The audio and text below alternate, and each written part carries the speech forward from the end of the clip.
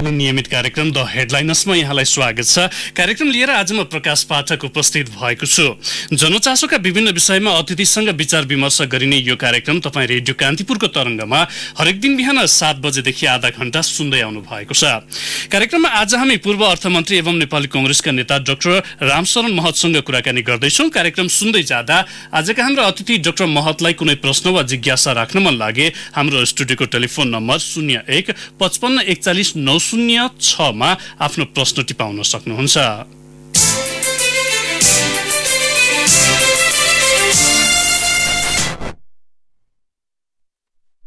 मुलुकको अर्थव्यवस्था नराम्ररी प्रभावित भएका बेला सरकार आगामी आर्थिक वर्षको बजेटको तयारीमा जुटेको छ।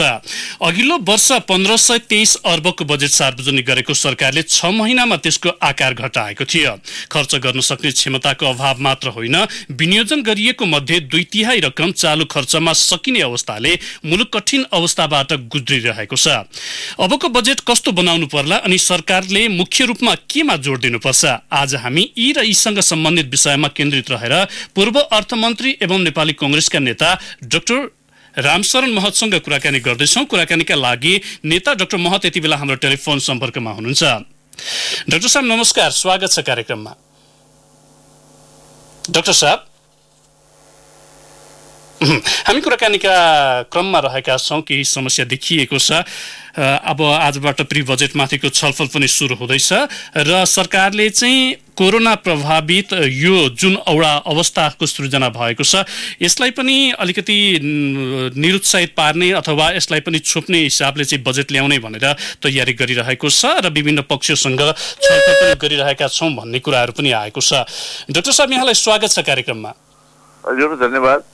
प्रमुख प्रतिपक्षी कांग्रेसले कोरोनाको संक्रमणले चाहिँ अर्थतन्त्रमा पारेको प्रभावबारे अध्ययन गर्न समिति पनि बनाएको छ, त्यसको संयोजक पनि हुनुहुन्छ। समितिले कसरी अध्ययन गरिरहेको छ? सरकारलाई अथवा पार्टीलाई कस्तो सुझाव दिन्छ समितिले? होइन, सुन्नुहोस् न, यो अर्थ सम्बन्धी चाहिँ नि समिति हो, अहिले भर्खर पार्टीले बनाएको हो। अध्ययन त के, हामी अब जानकार नै छौँ यसका बारेमा चाहिँ नि, होइन। अब कतिपय चाहिँ विशेषज्ञहरू चाहिँ आफ्ना आफ्ना क्षेत्रहरू छन्। यो आर्थिक क्षेत्र हो, खास गरेर संक्रमणका कारणले जो अर्थव्यवस्थामा जुन चाहिँ नि असर परेको छ त्यसबाट चाहिँ नि अलिकति त्यसमा चाहिँ नि अलिकति अध्ययन गर्ने, जानकारी गर्ने। अब यो जानकारी पनि छ, त्यो बारेमा अब चाहिँ नि अब नेपालले कस्तो किसिमका चाहिँ नि अब नीति दिनुपर्छ, बजेट पेश हुने बेला भएको छ, कार्यक्रम आउने बेला भएको छ। अब यसलाई, यो समस्यालाई, यो संक्रमण, यो महामारीलाई कसरी सम्हाल्ने हो, याद राख्नुहोस्, यो विश्वभरिको समस्या हो। यो विश्वभरिको समस्या हो। यो अहिलेको संसारमा गएको 100 वर्ष यता ठुलो सङ्कट तपाईँको चाहिँ आज चाहिँ एउटा स्पेनिस फ्लू थियो। आजभन्दा 100 वर्ष अगाडि त्यसले 5,000 मान्छेको, 5 करोड मान्छेको ज्यान गयो, 50 लाखलाई संक्रमित भयो। झन्डै त्यस्तै आउने हो कि भन्ने चाहिँ अब डर पनि छ, नहोला। अब अहिलेको संसार त धेरै विकसित पनि भएको छ। त्यसलाई चाहिँ सम्हाल्न सक्ने, त्यसलाई चाहिँ रोक्न सक्ने औषधिहरू, त्यसका चाहिँ एउटा उपाय निकाल्न सक्ने क्षमता पनि होला। तर त्यसको बावजुद पनि अब यो संसारमा चाहिँ यो साँच्चै ठुलो सङ्कट हो। संयुक्त राष्ट्र सङ्घको चाहिँ नि महासचिवले पनि भन्दैछन् दोस्रो विश्वयुद्धपछि यो चाहिँ संसारमा आएको सबैभन्दा ठुलो सङ्कट यही हो। संयुक्त राष्ट्र सङ्घको स्थापनापछि मानव समुदायले भोग्नु परेको, सामना गर्नु परेको सबैभन्दा ठुलो चाहिँ चुनौती अहिले चाहिँ यही अवस्था हो भनेर भनेको छ। विश्व स्वास्थ्य सङ्गठनले यसलाई अन्तर्राष्ट्रिय स्वास्थ्यको हिसाबले सार्वजनिक स्वास्थ्यको यो सङ्कट कालको घोषणा गरिसकेको छ। अब जहाँसम्म अर्थतन्त्रको प्रश्न छ चाहिँ नि, अब लामो समयपछि गएको चाहिँ नि तपाईँको अब झन्डै 90 वर्ष यता 1930s को चाहिँ नि ग्रेट डिप्रेसन पछि सबैभन्दा ठुलो आर्थिक सङ्कट चाहिँ नि अहिले आउँदैछ र विश्वको अर्थतन्त्र नै 3% सङ्कुचित हुँदैछ भनेर चाहिँ भन्दैछन्। यस अवस्थामा नेपाल पनि यसबाट प्रभावित छ। तुलनात्मक हिसाबले अहिलेसम्म स्वास्थ्यको हिसाबले चाहिँ नि अन्य मुलुकहरूमा भन्दा नेपालमा चाहिँ संक्रमण त्यति देखिएको छैन, किनभने हाम्रो प्रशिक्षण पनि राम्रोसँग भइसकेका छैन। सीमित मात्रामा मात्रै प्रशिक्षण भएको छ र चाहिँ खास गरी PCR को प्रशिक्षण चाहिँ रिलायबल हो, विश्वसनीय हो र अर्को चाहिँ ऱ्यापिड टेस्टिङ किटले गरेको त्यति विश्वसनीय देखिएन। त्यसले गर्दाखेरि चाहिँ अब यो PRC को किटबाट प्रशिक्षण गर्ने चाहिँ सीमित भएको हुनाले त्यत्रो ठुलो संक्रमण देखिएको छैन। साथै नेपालमा बस्तीहरू अलि पातलो छन्, हिमाल पहाड तराई यो चाहिँ जो भौगोलिक विविधताका कारणले पनि चाहिँ त्यति ज्यादा संक्रमण चाहिँ नभएको चाहिँ हुन सक्छ। यो कोरोनाको संक्रमणले मुलुकको अर्थव्यवस्थामा तत्कालीन र दीर्घकालीन रूपमा पार्ने प्रभाव चाहिँ के देख्नुहुन्छ? किनभने विश्वमा चाहिँ 3% संकुचित हुने अर्थव्यवस्था भनेर तपाईले जुन किसिमले विश्लेषण गरिरहनु भएको छ, त्यसको प्रभाव नेपालसम्म चाहिँ आइपुग्छ कि आइपुग्दैन? अब हेर्नुहोस् त, अब यो चाहिँ नि अब दीर्घकालीन त अब चाहिँ अलिकति सोच्नुपर्छ, यो संक्रमण कतिसम्म निरन्तर रहन्छ, कतिसम्म लम्बिन्छ, त्यसमा पनि भर पर्छ। अब चाहिँ नि तुरुन्तैको चाहिँ नि असर र चाहिँ मध्यकालीनलाई चाहिँ यसले असर पर्छ। जस्तो चाहिँ नि अब यो संक्रमणले गर्दाखेरि तपाईँको यो सोशल डिस्टेन्सिङको आवश्यकता पर्यो, सामाजिक दूरी कायम गर्नु पर्यो। सामाजिक दूरी कायम गर्नको लागि लकडाउनको घोषणा गरियो, सटडाउनको घोषणा गरियो। घर घरमा बस्ने सारा चाहिँ बजार बन्द, यातायात बन्द, तपाईँको चाहिँ तपाईँको उद्योग धन्दाहरू बन्द, आयात निर्यात बन्द, तपाईँको चाहिँ आन्तरिक व्यापार बन्द, चाहिँ तपाईँको निर्माणहरू सबै आर्थिक गतिविधिहरू जहाँ जहाँ अर्थ आर्जन हुन्छ, जीविका आर्जनको चाहिँ जहाँ जहाँ माध्यमहरू छन्, जहाँ अर्थ आर्जनको चाहिँ आय आर्जनका माध्यमहरू छन्, सबै रोकिँदाखेरि त चाहिँ अर्थतन्त्रमा चाहिँ यसले नराम्रो प्रभाव पर्यो। जस्तो नेपाललाई तपाईँको चाहिँ अब यो उसको एउटा पर्यटनको ठुलो आशा थियो। सरकारले बडा गौरव गरेर चाहिँ अब 20 लाख पर्यटक भित्राउने यो चाहिँ नेपाल भ्रमण वर्ष भनेर घोषणा गरेको थियो। अब सारा एयरलाइन्सहरू बन्द भए, हवाई यात्रा चाहिँ सबै यात्राहरू बन्द भए। अब 5 स्टार होटलहरू सबै बन्द भएका छन्, रेस्टुरेन्टहरू बन्द हुन थालेका छन्। अब त्यति मात्रै होइन, उद्योगहरू पनि बन्द हुन थालेका छन्, आवत जावत बन्द हुन थालेको छ। अब यसले गर्दाखेरि चाहिँ अर्थतन्त्रलाई चाहिँ अब यो वर्षको अर्थतन्त्रलाई चाहिँ के धक्का लाग्छ। सरकारले 8.5% वृद्धि गर्छु भनेर एउटा महत्त्वाकांक्षी लक्ष्य राखेको थियो। त्यो लक्ष्य त यसै पनि पुरा हुने थिएन, किनभने सरकारले चालु वर्षको बजेटमा राखेका चाहिँ जति पनि लक्ष्यहरू थिए ती पुरा नहुने कुरो त चाहिँ 6 महिना पछि मध्यकालीन यो चाहिँ समीक्षा, बजेटको समीक्षा गर्दाखेरि नै चाहिँ उनीहरूले आफ्ना लक्ष्यहरू चाहिँ घटाउन थालिसकेका थिए। जब यो संक्रमणले गर्दाखेरि त झन् ठुलो धक्का लाग्यो। ठुलो धक्का लाग्दाखेरि चाहिँ 2% को हाराहारीमा अब विश्व ब्याङ्कले भन्छ 1.5 र 2.5% को बीचमा चाहिँ हाम्रो यो चाहिँ 2.8% को बीचमा चाहिँ वृद्धि होला र यो तथ्याङ्क विभागले योजना आयोगले पनि भन्दैछ 2.3% वृद्धि हुन्छ भन्दाखेरि चाहिँ नि के भने विश्व अर्थतन्त्र 3% संकुचित हुन्छ, तर हामी चाहिँ संकुचित नै हुने त होइन। अब वृद्धि दर घट्छ। यो नेपाल मात्रै होइन, साउथ एसियाका अन्य मुलुकहरू पनि चाहिँ यो 2-3% को चाहिँ हाराहारीमा चाहिँ आर्थिक वृद्धि रहन्छ। त्यो वृद्धि, आर्थिक वृद्धि 2%, 2-3% को हाराहारीमा हुँदा पनि तपाईको यो आर्थिक वर्षको 9 महिनासम्म त चाहिँ के अरे 7-8 महिनासम्म त चाहिँ अब आर्थिक वृद्धि केही मात्रामा भएकै थियो। अहिलेको गएको 2 महिनादेखि चाहिँ ठुलो सङ्कट आएको छ। यसले चाहिँ ठुलो धक्का परेको छ। अब गरिबी बढ्न थालेको छ। तपाईको चाहिँ मान्छेलाई मानवीय चाहिँ एउटा सङ्कटको सिर्जना भएको छ। अब यो अब यसले चाहिँ अब धक्का त छँदैछ। डाक्टर साहब, अब यहाँनिर मैले जोड्ने जस्तो आजबाट प्री बजेटमाथिको छलफल सुरु हुँदैछ। सरकारले निकट भविष्यमै आगामी आर्थिक वर्षको आय व्ययको विवरण सार्वजनिक गर्दैछ। सरकारको अहिलेको जुन तयारी छ, यो प्रतिकूल अवस्थामा कस्तो बजेट ल्याउनु पर्छ भन्ने उसको जुन गृह कार्य छ, त्यसप्रति चाहिँ तपाईँ कतिको सन्तुष्ट हुनुहुन्छ? किनभने अहिले त अलिकति गृह कार्य गरेर यो विषयमा चाहिँ अलिकति बढी ध्यान दिनुपर्ने अवस्थामा चाहिँ सरकार त्यो दिशामा लागेको छ कि छैन? होइन, अब त्यो सरकारले के गर्दैछ त्यो त हामीलाई के जानकारी हुन्छ, तर चाहिँ उनीहरूले कति गृह कार्य गर्दैछन् त्यसको मलाई जानकारी छैन।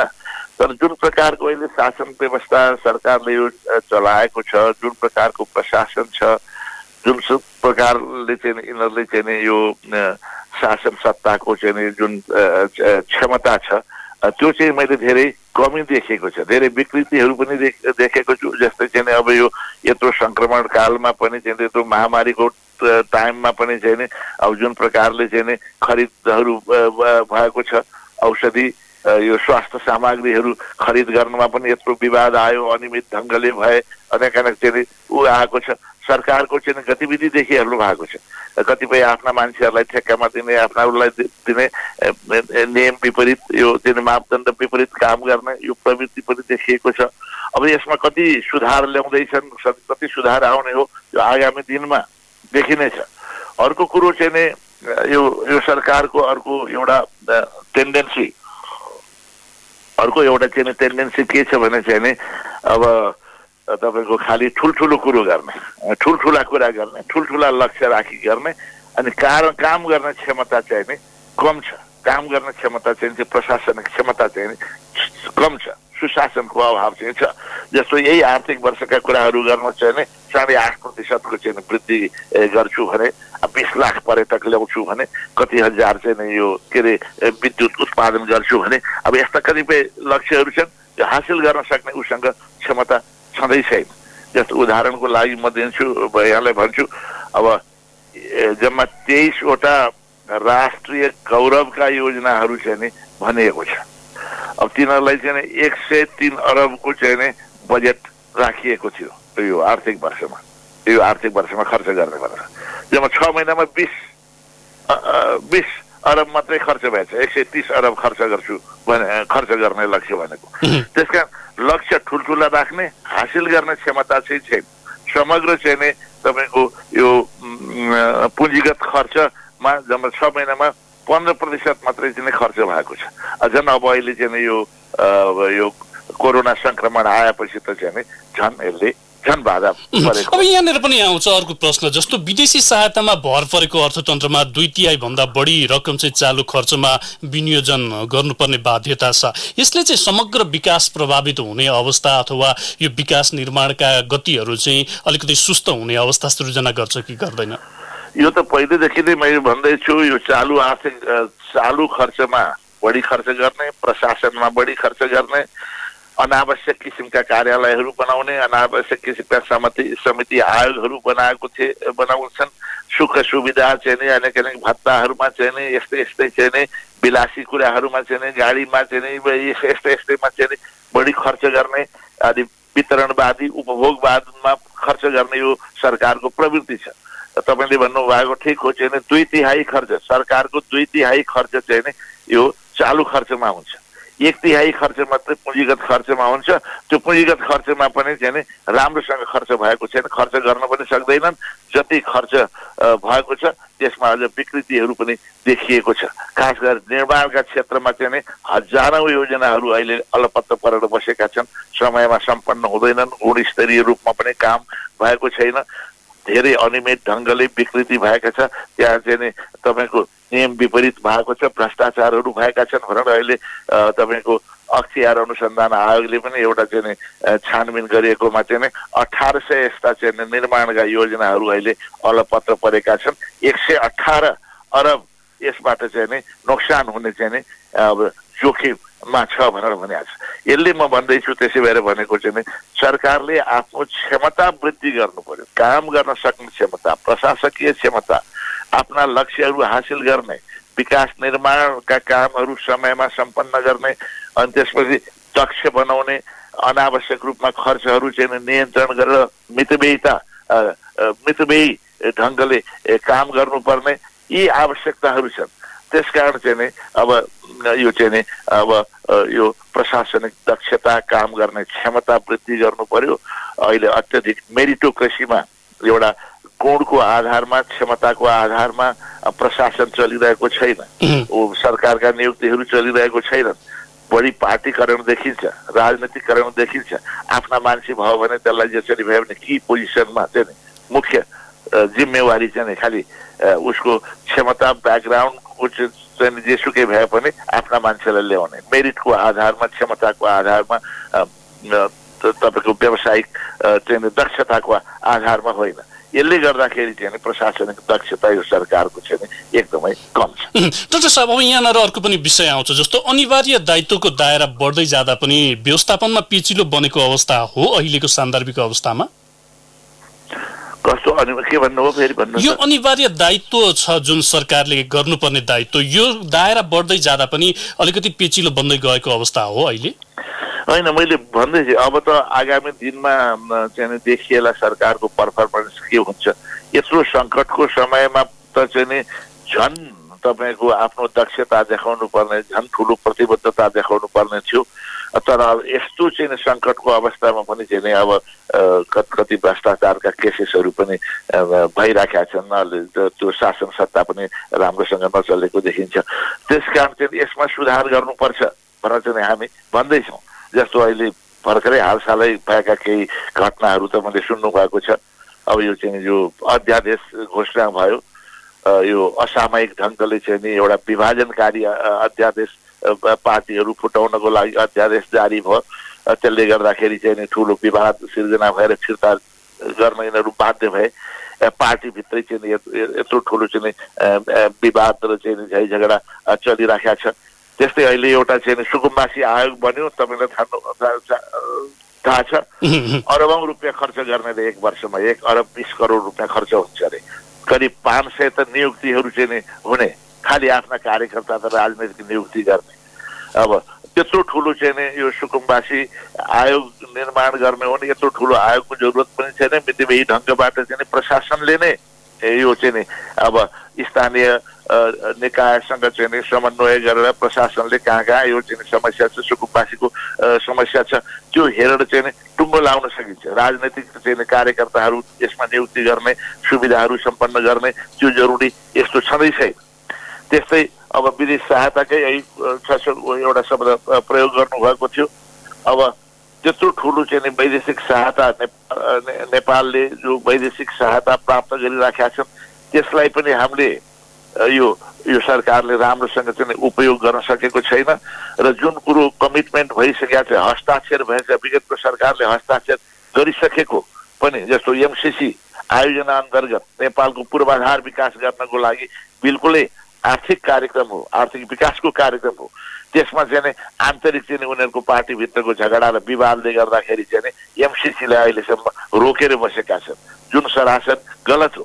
त्यसकारण यस्ता चाहिँ तपाईँको सरकारको अध्यक्षता चाहिँ विभिन्न पक्षमा चाहिँ देखिएको छ। अब यो तत्कालीन अवस्थामा रेमिटेन्सको आप्रवाह घट्ने अवस्था त जुन एउटा पूर्वानुमान गर्न सकिन्छ सहजै, अथवा यो प्रतिकूल अवस्थाले त्यो अवस्था त सृजना गरिरहेको अवस्था छ, यसले चाहिँ समग्र अर्थतन्त्रमा प्रभाव पार्ने अवस्था छ कि छैन? अर्थतन्त्रमा त डेफिनेटली प्रभाव पार्छ। तपाईँको रेमिटेन्सकै कारणले गर्दाखेरि चाहिँ अब गरिबी निवारणलाई धेरै मद्दत पुगेको छ। जीवन स्तर सुधार्नलाई, खास गरेर ग्रामीण क्षेत्रमा बस्नेहरूको निम्न आय वर्गको चाहिँ जीवन स्तर सुधार्नको लागि र गरिबी निवारणको लागि चाहिँ यसले यो चाहिँ रेमिट्यान्सले मद्दत पुगेको छ। र साथै अर्को चाहिँ राष्ट्रिय दृष्टिकोणले अर्को महत्त्वपूर्ण पक्ष, यसको महत्त्वपूर्ण योगदान के हो भने विदेशी मुद्रा आर्जनको सबैभन्दा ठुलो स्रोत चाहिँ नै यो रेमिटेन्स हो। विदेशमा काम गर्ने कामदारले पठाएको विदेशी मुद्रा नै सबभन्दा ठुलो स्रोत हो।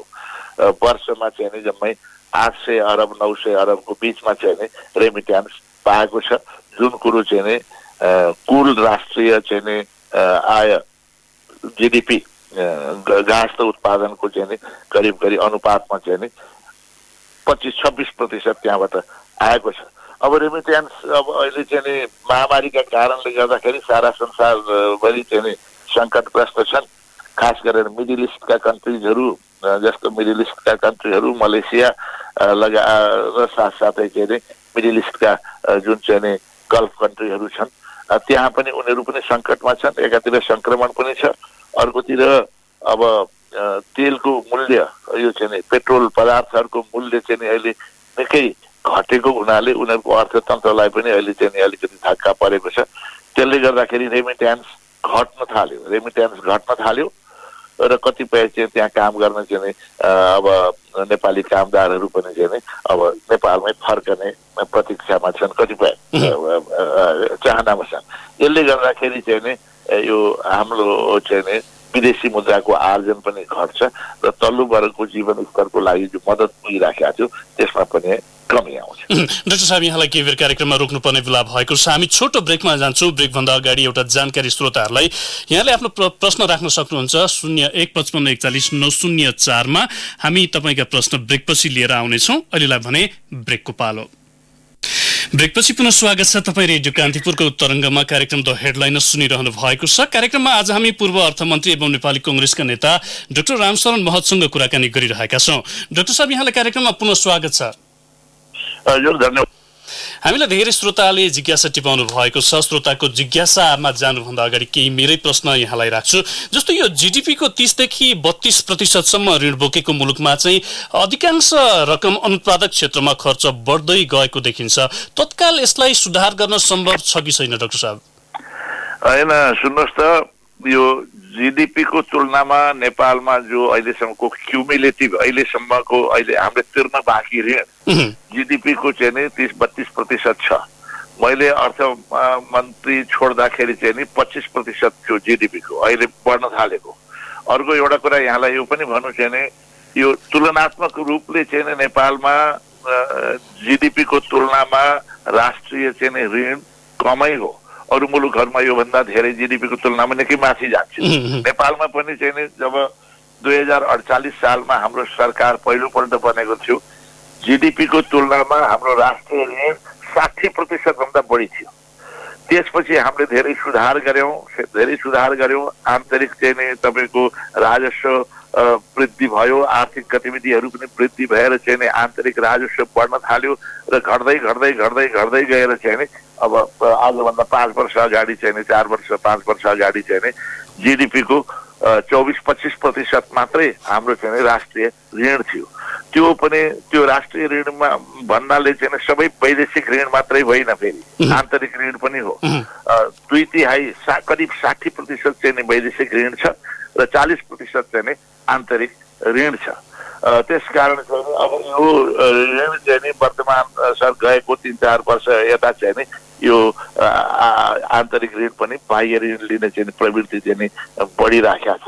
अब किनभने चाहिँ नि धेरै यो खर्च गर्ने धेरै यो वैदेशिक ऋण त धेरै जस्तो चाहिँ नि यो तपाईँको उसमा खर्च हुँदैन, त सालबसाली यो खास गरेर चाहिँ तपाईँको यो प्रशासकीय खर्चमा खर्च हुँदैन। विकास निर्माणका कार्यक्रमहरूमा नै खर्च हो, विकास निर्माणकै कार्यक्रममा नै खर्च हुन्छन्। तर हामी त्यसै भएर चाहिँ हामी पटक भन्दैछौँ वैदेशिक ऋण मात्रै होइन, आन्तरिक वैदेशिक कुरोको बेग्लै कुरो, आन्तरिक पनि चाहिँ हाम्रो आन्तरिक स्रोतले चाहिँ करिब 70 जति चाहिँ आन्तरिक राजस्व हामी जति जम्मा गर्छौँ त्यो राजस्वले चाहिँ नि अब यो सालबसाली खर्च, चालु खर्च नै धान्न नसक्ने, अब आन्तरिक ऋणको चाहिँ केही हिस्सा पनि चाहिँ यो उसमा खर्च भएको छ। तपाईले जुन तथ्याङ्क भनिरहनु भएको छ विगत 4-5 वर्ष कारण चाहिँ पुँजीगत खर्च बढाउनु पर्यो, प्रशासकीय खर्च चाहिँ चालु खर्च घटाउनु पर्यो। यो अनावश्यक खालका चाहिँ जुन यो अनावश्यक र चाहिँ अनुत्पादनशील क्षेत्रमा चालु खर्चमा सुविधा वृद्धि र अनेकमा चाहिँ यो सरकारको बढी उपभोगमुखी खर्च गर्ने छ। त्यसलाई न्यूनीकरण गरेर चाहिँ नि अघि पनि मैले भने अस्टेरिटी मेन्टेन गरेर चाहिँ नि तपाईँको चाहिँ नि त्यसलाई घटाएर पुँजीगत खर्चमा चाहिँ नि बढी खर्च गर्नुपर्छ र पुँजीगत खर्च गर्ने क्षमता पनि बढाउनु पर्छ। खर्च बढी गर्नु मात्र होइन, त्यसलाई कार्यान्वयन गर्न सक्ने क्षमता पनि बढाउनु पर्छ। यो ऋण बढाएर सुविधा पनि बढाउने प्रचलनले भोलिका दिनमा समस्या निम्तिने संकेत तपाईँले गरिसक्नु भएको छ। अब राजनैतिक स्थायित्वका लागि त हामीले धेरै कुराहरू चाहिँ गरिसकेका छौँ। आर्थिक स्थायित्वका लागि सरकारले अथवा अन्य सरकारवालाहरूले तत्काल चाल्नुपर्ने कदम के देख्नुहुन्छ तपाईँ? होइन त यसमा त मैले अगाडि पनि भने मुख्य कुरो त सरकारको क्षमता नै बढाउनु पर्यो, क्षमता नै बढाउनु पर्यो, काम गर्न सक्ने क्षमता पनि बढाउनु पर्यो। सीमित साधनलाई अधिकतम फाइदा हुने गरेर, अधिकतम उपलब्धि हुने गरेर, अधिकतम चाहिँ उपलब्धि हुने गरेर चाहिँ उपयोग गर्नु पर्यो। त्यसकारण चाहिँ हामीसँग भएका सीमित साधनको दक्षतापूर्ण उपयोग, प्राथमिकताका क्षेत्रहरूमा बढी खर्च गर्ने, पूर्वाधारको विकास नै चाहिँ हाम्रो प्राथमिकताको विषय हो। अब पूर्वाधार नभइकन चाहिँ कुनै पनि क्षेत्रको विकास हुँदैन। शिक्षाको, स्वास्थ्यको चाहिँ अथवा चाहिँ निर्माण व्यवसायको, त्यस्तै गरी निजी क्षेत्रको प्रोत्साहनको, आर्थिक गतिविधिको, तपाईँको चाहिँ उद्योग धन्दा व्यवसाय, यी सबैको लागि पूर्वाधारको विकास जरुरी छ। पूर्वाधारको विकास भन्नाले चाहिँ हाम्रो यो यातायातको सुविधाको विकास, गाउँ गाउँमा चाहिँ 12 महिना चल्ने सडक पुर्याउनु पर्यो। भएका चाहिँ जो सडकहरूको मेन्टेनेन्स अत्यन्त चाहिँ मर्मत सम्हार अत्यन्त कमजोर छ, तिनीहरूको स्तर उन्नति गरेर चाहिँ क्वालिटी इम्प्रुभमेन्ट गर्नु पर्यो। जलस्रोतको आधारमा हाम्रो जस्तो चाहिँ जलस्रोतका सम्भावनाहरू छन्, जलस्रोतका आयोजनाहरूमा पनि प्रोत्साहन गर्ने र चाँडो सम्पन्न गराउने, चाँडो गर्ने। विदेशसँगको चाहिँ अब हामीले एक्सपोर्ट गर्न सक्ने ठुलो सम्भावना पनि त्यो हो, त्यसलाई ध्यान दिनु पर्यो। र साथसाथै चाहिँ तपाईँको हाम्रो यो विविधता छ, हाम्रो भौगोलिक विविधता छ नेपालको। भौगोलिक विविधताले गर्दाखेरि कृषिको विकासको, कृषि उत्पादनको, कृषिमा विविध उत्पादन गरेर वैदेशिक बजारमा पनि पुर्याउन सक्ने धेरै सम्भावना छ। त्यसकारण कृषिको विकासको लागि पनि चाहिँ नि अब तपाईँको यो चाहिँ हामीले बढी ध्यान दिनुपर्छ।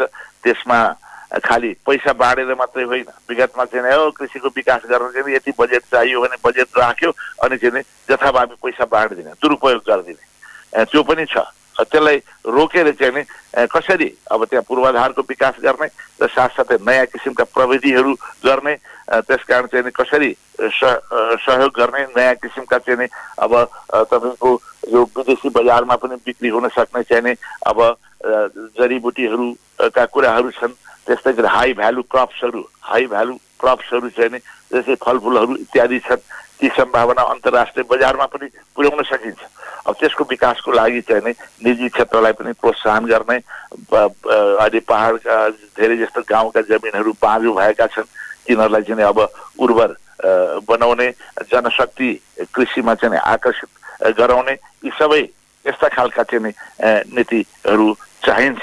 मूल कुरो चाहिँ सरकारको सुशासनमा सुधार आउनु पर्यो। सुधार प्राथमिकता तोक्दाखेरि बडा ध्यान दिएर चाहिँ नै अब तुरुन्त चाहिँ मुलुकलाई फाइदा हुने, त्यसको प्रतिफल बढी से बढी निस्कने, राम्रोसँग अध्ययन गरेर ठुल्ठुला तपाईँको पूर्वाधारका आयोजनाहरू चाहिँ नै प्रस्ताव राख्दा पनि, अगाडि बढाउँदा पनि त्यसको राम्रोसँग चाहिँ नि त्यसको प्राविधिक आर्थिक अध्ययन, त्यसबाट प्राप्त हुने चाहिँ प्रतिफलको चाहिँ राम्रोसँग चाहिँ नि तपाईँको अध्ययन गरेर मात्रै चाहिँ नि तयारीका साथ अगाडि बढाउनु पर्छ। हवस् त डाक्टर साहब, यहाँको अमूल्य समय र विचारका लागि यहाँलाई धेरै धेरै धन्यवाद छ। हजुर, मेरो पनि धन्यवाद यहाँले बोलाउनु भएको। हवस् त श्रोता, आजका लागि कार्यक्रमको निर्धारित समय सकिएको छ। समय अभावले गर्दा नरोत्तम ढकालले इटहरीबाट, त्यसै गरी युवराज मिश्रले युएबाट र कमल मैनालीले झापाबाट सोध्नु भएको प्रश्न हामीले राख्न सकेनौँ। कार्यक्रम यहाँले सुनेर साथ दिनुभयो, त्यसका लागि धेरै धेरै धन्यवाद। कार्यक्रममा आज हामीले पूर्व अर्थमन्त्री एवं नेपाली कङ्ग्रेसका नेता डाक्टर रामशरण महतसँग कुराकानी गर्यौं। फरक प्रसङ्गमा अर्का अतिथिसँगको छलफल लिएर भोलि फेरि आउनेछौँ। आजको कार्यक्रमबाट न्युज डेस्कका सबै सहकर्मीसँगै प्राविधिक मित्र दीपक सापकोटा र रवि श्रेष्ठसँगै म प्रकाश पाठक पनि बिदा हुन्छु। नमस्कार। सूचना र मनोरञ्जनको संवाहक रेडियो राष्ट्रको रेडियो कान्तिपुर।